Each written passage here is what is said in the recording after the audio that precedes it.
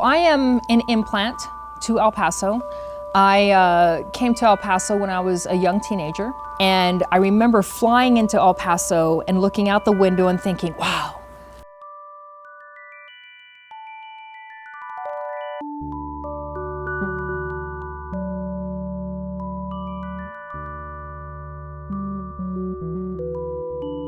That was a pretty big, major step, which kind of led me to think, you know what, doing this public service thing, it matters at the end of the day.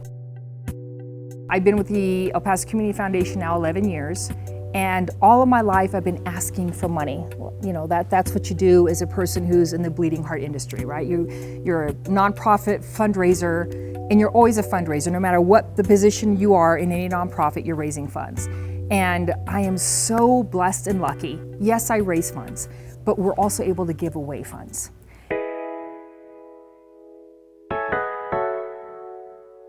Most community foundations, you look them up and it's like there are these big donors that give money, and then the money is distributed around all these nonprofits and these charities, and then done, fine. The El Paso Community Foundation is different because we tend to do these leadership projects that others either don't have the money or the capacity to put together, and the first one we did was putting together the Plaza Theater.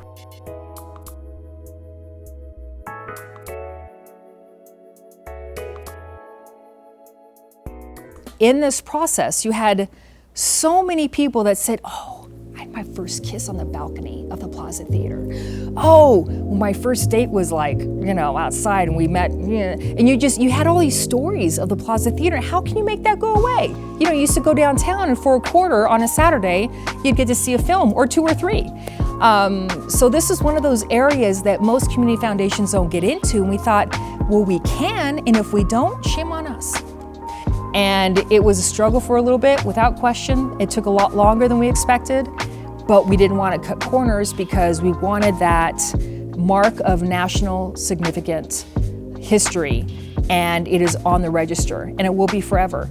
That kind of kicked off everything, at least leadership style-wise, in what we call leadership projects with the El Paso Community Foundation. When you see organizations, when you see areas of interest that really need help, and you know that you can make a difference, and these are things that ear to the ground, brand new. We had the August 3rd shooting in El Paso. Who would ever have expected something like this to happen?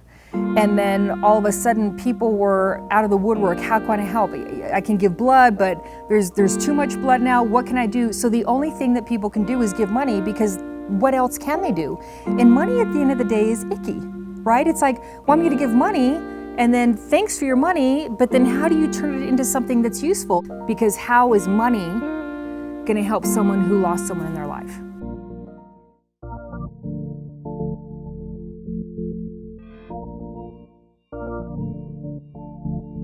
There really are no other people like there are people that not just live here. It's like when you're an El Pasoan, and granted, I wasn't born here. I get it, but I feel like when somebody asks me what's my hometown, it's El Paso.